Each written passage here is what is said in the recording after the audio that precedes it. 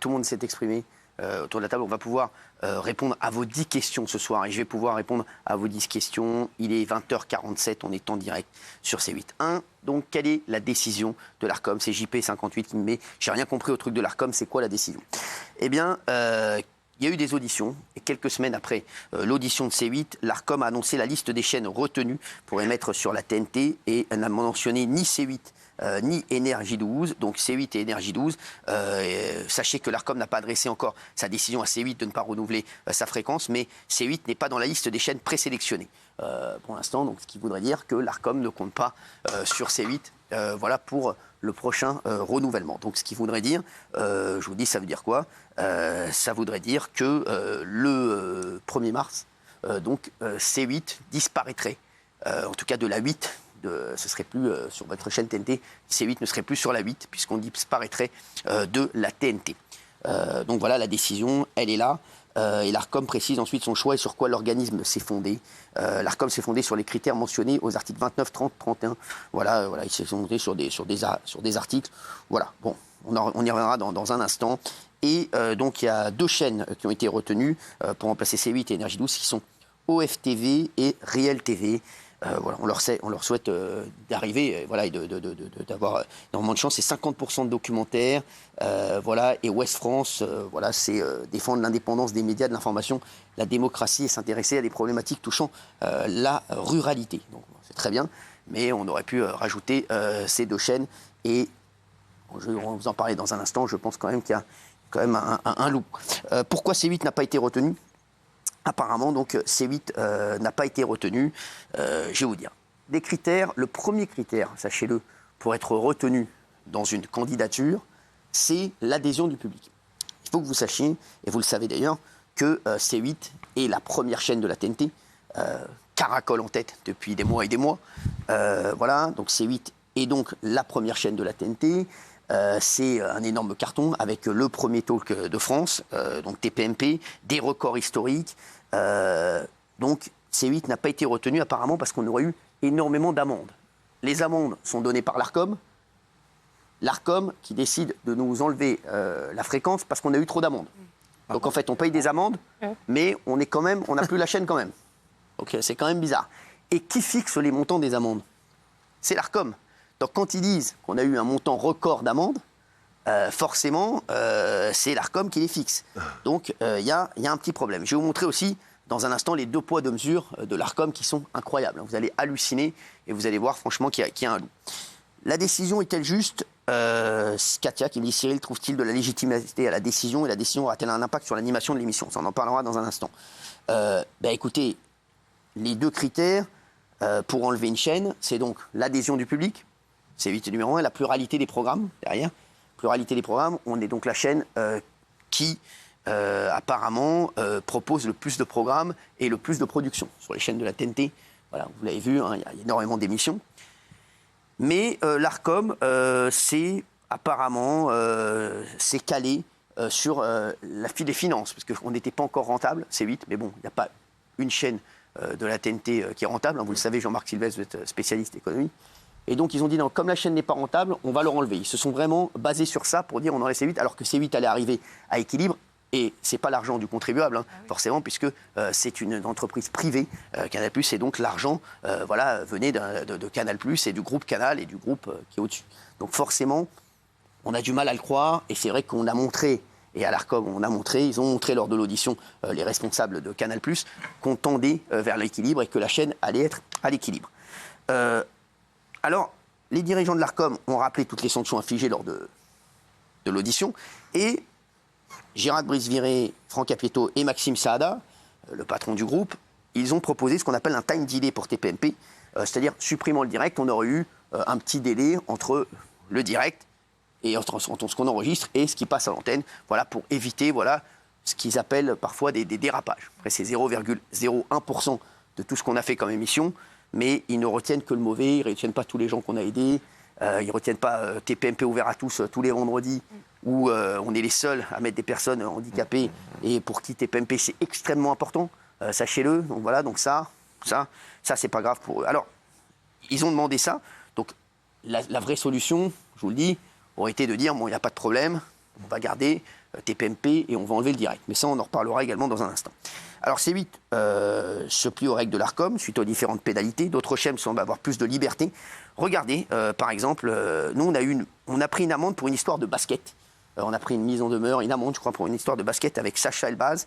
Voilà, c'était voilà, où il y avait des baskets. Regardez, par exemple, l'émission concurrente. Ils ont déjà fait de la pub clandestine sans être sanctionnés, mais c'est 2 poids, 2 mesures. C8 a été épinglé 6 fois pour publicité clandestine, une mise en garde, 3 mises en demeure et 2 amendes de 200 000 € en tout. 200 000 € en tout. Eux, pas d'amende. Et c'est pas l'unique fois que Quotidien mettant en avant des marques dans son émission. Alors, je ne le dis pas, moi, que je voudrais que Quotidien prenne des amendes. Hein. Je vous le dis, moi, pour moi, personne ne doit prendre d'amende là-dessus. Ni Quotidien, ni TPMP. Mais c'est juste le 2 poids, 2 mesures qui me dérange. Voilà, donc. Et nous, on voudrait que ni Quotidien, ni nous soyons sanctionnés. Pourquoi on est sanctionnés aussi maintenant, sachez-le que l'Arcom a mis en place un truc, vous allez direct sur Twitter et vous faites un signalement. Ça déjà, c'est n'importe quoi, excusez-moi. C'est n'importe quoi. Ça veut dire que n'importe qui peut faire des signalements toute la journée. Je suis sûr un robot peut faire des signalements toute la journée sur TPMP. Et on sait très bien, Jean-Marc Sylvestre, on en parlait il y a un instant, que c'est vraiment n'importe quoi. Et l'Arcom se base sur ça. L'Arcom se base aussi parfois sur des articles de presse. La dernière fois, l'Arcom a dit « Ah bah non, Libération a écrit que c'était pas bien, donc on va vous sanctionner ». Voilà, donc si Libération a dit que c'était pas bien, il faut nous sanctionner. D'autre part, l'Arcom, sachez-le, adore aller sur les plateaux, puisque le président de l'Arcom, la décision est-elle juste? Non pour moi, puisque le président de l'Arcom, moi, il ne m'a jamais rencontré. Je l'ai jamais rencontré, enfin je l'ai vu, je l'ai croisé une fois, j'ai dit, voilà, c'était au tennis, mais je ne l'ai pas vu, on n'a pas parlé de ça, c'était par hasard, mais il n'a jamais demandé à me rencontrer, à me parler, ils ne sont jamais venus ici, alors que le président de l'Arcom, Roch-Olivier Mestre, était venu en tant qu'invité chez Quotidien. On l'a invité tout le temps, hein, Roch-Olivier Mestre, il n'est jamais venu. Donc on le voit sur le plateau de Quotidien, on le voit sur le plateau de France Inter, et donc déjà, comment voulez-vous que le président de l'Arcom, soit sur le plateau du concurrent et qu'il puisse prendre une décision derrière? Excusez-moi, c'est quand même très problématique. Il va chez tout le monde ou il va chez personne? C'est problématique. Il doit ou aller chez tout le monde ou aller chez personne et ça reste problématique. Est-ce que vous y attendiez? J'espère que tu as kiffé les vacances pour la décision. J'imagine que tu t'en doutais. Bonne rentrée. Eh bien, je vais vous le dire. Oui, je m'y attendais.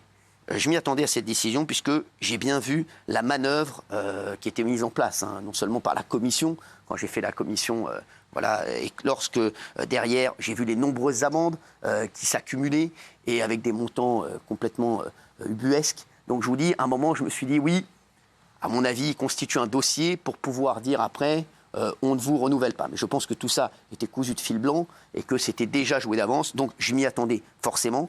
C8, voilà, et tous les journalistes ont repris derrière. C8 cumule 7,6 millions d'amendes. Mais écoutez, c'est l'Arcom qui décide du montant des amendes, donc on aurait très bien pu aussi avoir 200 millions d'amendes. Hein. Donc forcément, quand vous décidez du montant des amendes et de la décision derrière, vous faites ce que vous voulez. Donc, on a remarqué, on a vu l'audition de l'Arcom, et c'est vrai que l'Arcom, voilà, pour moi, je m'y attendais quand j'ai vu l'audition. J'ai vu que déjà qu'ils n'ont jamais prononcé mon nom. Hein, c'était vraiment Voldemort, on l'a vu pendant l'audition. Et je vous le dis, lors d'une audition, lors de l'audition, je me suis dit, ils sont tellement virulents avec C8, alors qu'ils sont hyper sympas avec les autres, qu'il va y avoir un problème, mais je savais et je m'attendais à cette décision.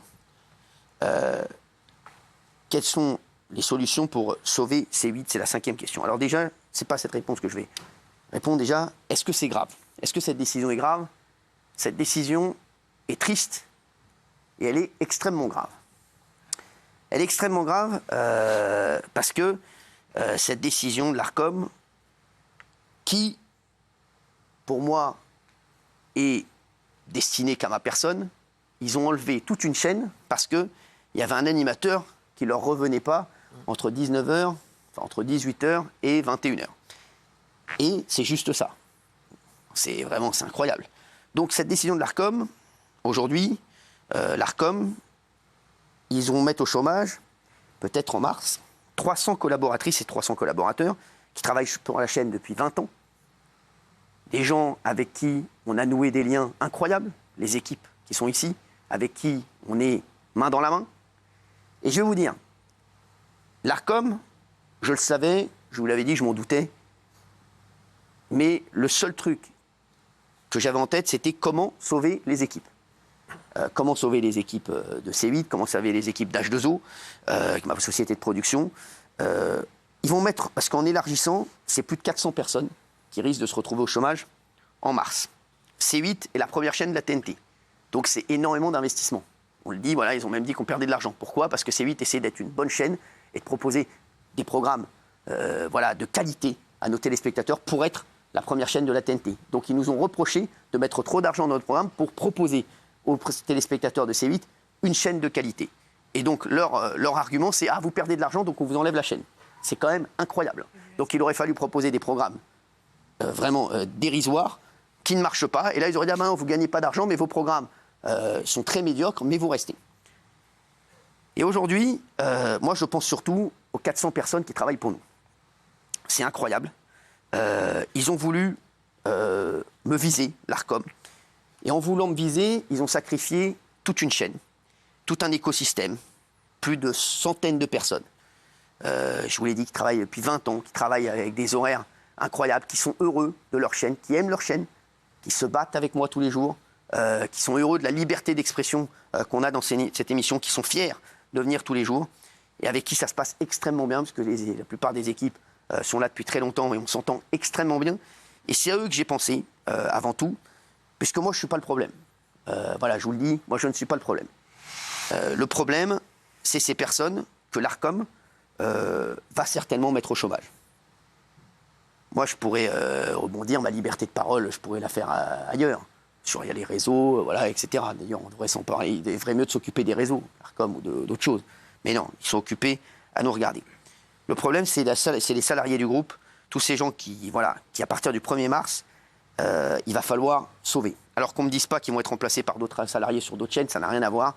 Puis les investissements que mettait C8, aucune chaîne qui n'a été retenue ne pourra le mettre derrière. Je vous le dis, j'ai vu les budgets des chaînes, ils ont proposé une chaîne à 4-5 millions d'euros par an.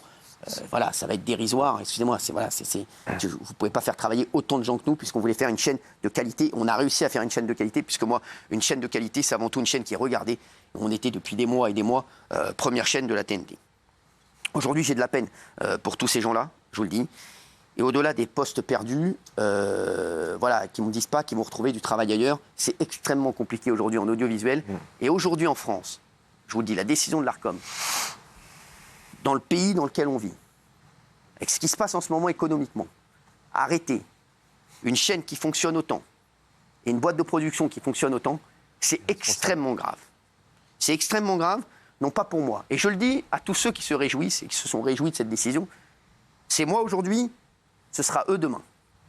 Et ces gens qui se sont réjouis, même d'autres médias, des journalistes, d'autres médias, des journaux comme Libération, etc., je les cite parce que c'est Le Monde, etc., qui se sont réjouis de la décision de l'Arcom. Demain, ce sera leur tour. Et qui va récupérer tous nos salariés ? C'est Libération, c'est Le Monde. Se réjouir de voir autant de monde au chômage. Je vous le dis, est-ce que je suis triste de cette décision ? La 6e question, oui. Je suis extrêmement triste de cette décision parce que cette décision, je pense qu'elle n'a été fondée que sur un problème avec une seule personne dans la chaîne. Je pense à William Lémergie, je pense aux Animaux de la 8, je pense à Grégory Galifi, je pense à Jordan Deluxe, je pense à tous ces films qui sont achetés, je pense à tous ces producteurs qui travaillent pour la chaîne, qui sont victimes du délit de faciès me concernant fait par l'Arcom. Et aujourd'hui, oui, je suis triste de cette décision pour ces personnes qui risquent de se trouver au chômage. C'est pas que ma société, c'est toutes les sociétés qui travaillent pour le groupe et qui travaillent pour la chaîne C8. Et c'est, bien entendu, toutes les autres émissions et les autres animateurs avec qui je m'entends extrêmement bien. Sachez-le. Et je pense fort à William Lémergie et tous les autres gens qui travaillent avec lui et toutes les autres émissions. Donc je vous le dis, aujourd'hui, la 7e question, êtes-vous la cible ou C8 ? Pour moi, la cible, c'est moi. Il y a un membre de l'Arcom qui a dit clairement, le problème c'est Cyril Hanouna. Je suis arrivé sur Europe 1 en juin pour 2 semaines. Au bout de quelques jours, on avait déjà une lettre de l'Arcom. C'est quand même incroyable. Ça n'est jamais arrivé en radio, sachez-le. Pour un manque de pluralisme. J'ai reçu depuis la rentrée que des personnes de la majorité présidentielle. On n'a pas reçu de lettre de l'Arcom. Là, c'était lors des législatives, et j'avais reçu Gérald Darmanin, Rachida Dati, Jordan Bardella, Marion Maréchal, Éric Ciotti. Donc j'avais des personnes à la majorité, celles qui voulaient venir. Et j'avais beaucoup de gens du Rassemblement national, puisqu'ils veulent venir dans mes émissions, les deux. Aujourd'hui, vous le savez que la LFI ne vient pas dans les émissions. Donc forcément, c'est compliqué. Donc moi, j'ai un manque de pluralisme, mais quand, et je le redis, je vais encore les prendre en exemple, l'émission d'à côté dit dans une interview, on ne reçoit pas le Rassemblement national, eux, ils font ce qu'ils veulent. Eux, ils ont le droit de tout faire. Ils ont le droit de dire on ne reçoit pas le Rassemblement national. Ils font ce qu'ils veulent, puisque eux, ils ont la carte des bien-pensants et d'une certaine élite. Alors, est-ce moi la cible ? Oui, c'est moi la cible. Et je vous le dis, j'avais même proposé à C8 et aux dirigeants de C8, que je remercie, que ce soit Maxime Saada qui a été exceptionnel lors de l'audition, mon Gérard Brice-Viré qui a été exceptionnel également, et Franck Apieto, voilà, notre président de C8 qui a été incroyable aussi. Vous savez, ce sont 3 hommes de cœur. Et ce sont 3 grands professionnels de télévision. Et je leur avais dit, avant qu'ils aillent à l'audition, parce que je leur avais dit, je vous le dis, les gars, pour moi, c'est perdu d'avance. Je sais très bien que c'est couru d'avance, c'est cousu de fil blanc, que ce sera perdu d'avance. Allez-y. Je leur ai dit, dites-leur, on peut se passer de Cyril Hanouna sur C8. Comme ça, vous conservez la chaîne et vous gardez William, vous gardez tout le monde, etc. J'étais prêt donc à dire ça parce que, comme je vous l'ai dit, je pensais d'abord à tous les gens qui travaillent avec nous et tous ces gens que j'aime, et tous ces techniciens, tous les gens qui travaillent en régie, que j'aime énormément. Moi, ma vie, elle est faite. Je vous dis la vérité. Ils ont voulu me toucher, moi, mais c'est pas moi qu'ils ont touché. C'est tous ces gens qui travaillent pour nous. Donc je leur avais dit, allez-y, dites, on peut se passer de Cyril Hanouna. Ils m'ont pas écouté, même Gérald Brice-Viré et Maxime Saada ont dit, non, Cyril Hanouna, il sera avec nous. Et déjà, c'est exceptionnel d'avoir des patrons comme ça. Franchement, c'est des patrons incroyables. Je vous souhaite d'avoir des patrons comme ça. Derrière, est-ce que je suis la cible ? Je le dis oui. Puisque, je vous le montre, il y a 2 poids 2 mesures sur toutes les décisions. Et je considère, et vraiment je le pense vraiment, que depuis plusieurs années, je fais l'objet d'un harcèlement répété et réitéré concernant mon travail à la télévision et maintenant à la radio, puisque ça a pris qu'une semaine. J'ai décidé de certainement saisir la justice, afin d'établir les responsabilités pénales de tous les auteurs de harcèlement et de mettre un terme à cette vague de rage et de haine à mon encontre, venant de toutes parts, entraînant un préjudice conséquent. J'ai donc saisi un cabinet d'avocats qui va déposer cette semaine une plainte entre les mains du procureur de la République du tribunal judiciaire de Paris, puisque je me considère, et sachez qu'on a déjà un dossier de 35 pages, harcelé par l'organisme de l'Arcom, qui, derrière, engendre des messages de haine sur les réseaux sociaux et qui fait que derrière, je suis extrêmement harcelé. Donc aujourd'hui, je veux qu'il soit devant des personnes et qu'il s'explique du 2 poids 2 mesures qui est fait envers ma personne. Je ne peux pas arriver dans une radio le 10 et être mis en demeure par l'Arcom le 17. Ça n'est jamais arrivé. Je vous le dis, ça n'est jamais arrivé. Donc, c'est qu'il y a un problème envers ma personne, et même lors d'une audition, puisque le patron d'Europe 1 avait été en audition à l'Arcom, il y a une des membres de l'Arcom qui a dit oui, le problème c'est Cyril Hanouna. Sachez que c'est extrêmement grave. Ils ne peuvent pas empêcher quelqu'un de travailler. Et aujourd'hui, l'Arcom m'empêche de travailler. Et ils essaient de m'empêcher de travailler. C'est extrêmement grave. Donc moi, C8, c'est une chose. Cyril Hanouna, c'en est une autre. C8, enlever C8, c'est une énorme erreur pour les téléspectateurs et pour tous les gens qui travaillent avec nous et pour tous ces gens qui vont être au chômage. Dire Cyril Hanouna est un problème, ça, qu'on en parle ensemble et qu'on voit ça ensemble devant les tribunaux.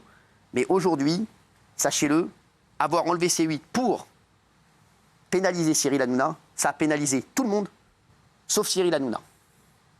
Ça a juste peiné Cyril Hanouna. Voilà, je voulais dire que je parle de moi à la troisième personne, mais ça m'a juste peiné pour tous les gens qui travaillent avec moi, pour tous les gens qui aiment cette chaîne, et ça m'a peiné énormément également, et avant toute chose, pour les téléspectateurs.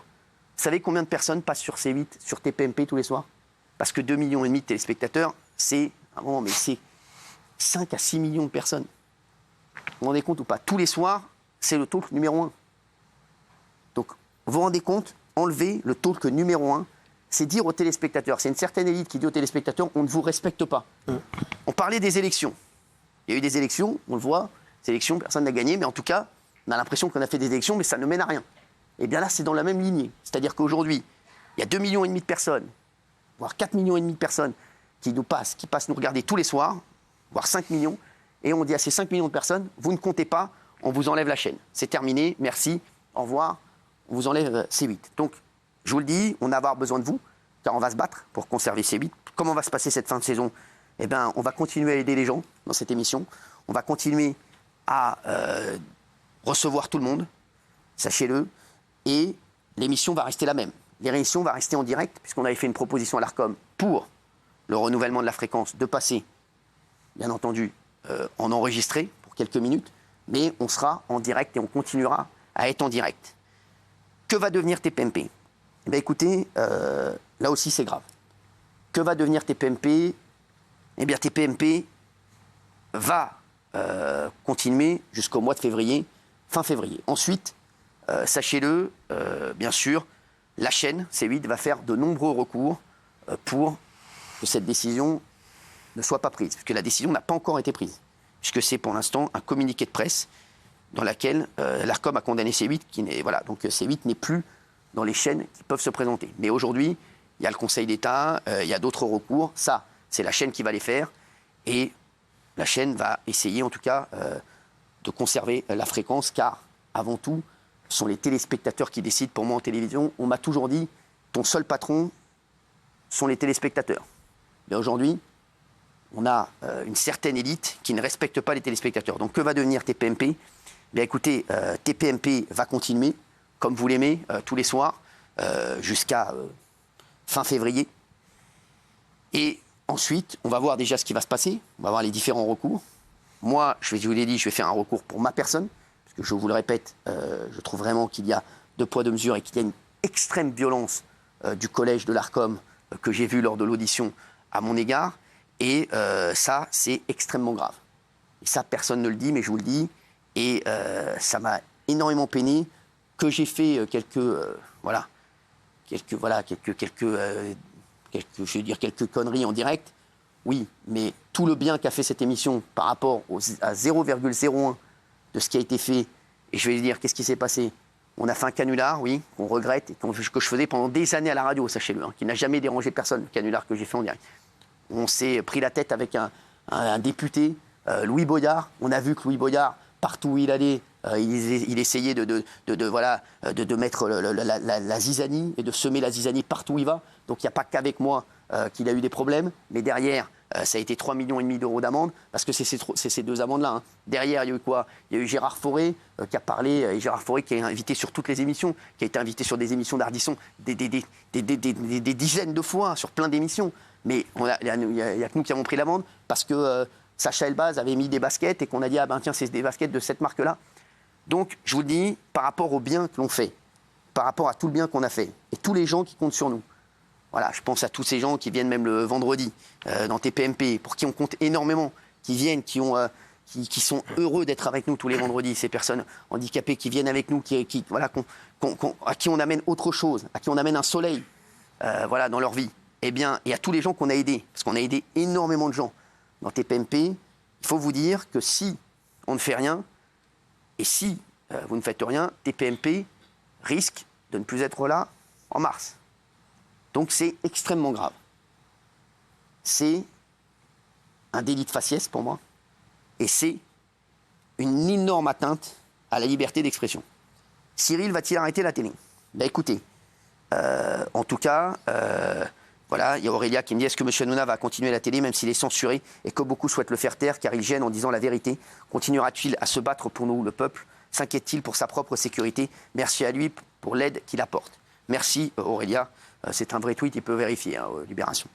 Je vous le dis, moi, et je l'ai dit la dernière fois, vous savez, moi je pourrais faire du pur divertissement. Sachez-le, demain, il y a énormément de chaînes qui aimeraient m'avoir pour faire des jeux, pour faire des émissions qui sont très sympas, comme fait Camille, que j'adore. Voilà, Camille, voilà, qui fait Masked Singer, qui le fait hyper bien. J'aurais très bien pu partir avec Camille sur TF1, faire d'autres choses et faire que du jeu et ne prendre aucun risque, ou faire comme Arthur qui fait très bien tout ce qu'il fait, qui a fait encore le concours des animateurs, voilà, qui sont excellents dans ce qu'ils font, comme Nagui, qui est excellent dans le jeu, comme Cyril Ferraud, voilà, et qui font des trucs exceptionnels, qui sont des animateurs exceptionnels. Mais aujourd'hui, voilà, moi, aujourd'hui, comme je vous l'ai dit à chaque fois, j'aime énormément mon pays, j'aime énormément la France qui m'a tout apporté. Et je faisais du divertissement et très vite, j'ai vu la France se déliter. Et j'ai vu qu'il y avait énormément de problèmes en France. Et à un moment, je me suis dit, bah tiens, il faut essayer aussi parfois de régler les problèmes grâce à ton antenne que tu as tous les soirs et essayer de faire parler le maximum de gens. Aujourd'hui, moi, je ne méprise personne. Je ne méprise ni les électeurs de la France Insoumise, ni les électeurs du Rassemblement National, ni encore, il en reste des électeurs d'ensemble. Je ne méprise personne. Moi, tout le monde est bienvenu sur mon plateau. J'essaie surtout de faire parler tout le monde, de faire avancer les choses. Aujourd'hui, il y a un organisme qui s'appelle l'ARCOM qui me harcèle. Vraiment, et je trouve que c'est du harcèlement. Puisqu'ils sont vraiment, ils l'ont dit, le problème c'est Cyril Hanouna. Sachez que dans une convention, on ne peut pas empêcher quelqu'un de travailler. C'est pas possible, c'est la loi. Donc aujourd'hui, ils essaient de m'empêcher de travailler. Sachez-le, et je le dis à Aurélia et à tous les téléspectateurs, je serai là. Je me battrai jusqu'au bout pour être là. Je me battrai jusqu'au bout pour les techniciens, toutes les personnes qui travaillent avec moi. Et je ferai tout pour qu'ils aient encore du travail en mars. Où que j'aille. Quoi que je fasse, je les prendrai avec moi. Ils seront avec moi, tous. Je les prendrai tous avec moi. Et je continuerai à me battre pour mes idées, pour vos idées, et à me battre pour la liberté d'expression, que ce soit en radio ou en télévision. Je le redis, j'aurais pu faire un autre choix, et aujourd'hui, je le dis, et ils ont voulu m'atteindre moi. Sachez qu'aujourd'hui, moi, ma vie, elle est faite, et je le redis, je pourrais, et je le dis, je pourrais aujourd'hui, moi, arrêter, faire complètement autre chose. Voilà, je le fais parce que je sais que quand quelqu'un dans la rue me dit « Cyril, heureusement que vous êtes là, et merci d'être là tous les soirs », je n'ai pas envie de vous abandonner, je n'ai pas envie d'abandonner toutes les personnes qui travaillent avec moi, et tout, bien sûr, les personnes qui sont proches de moi, et toutes les personnes de mes équipes.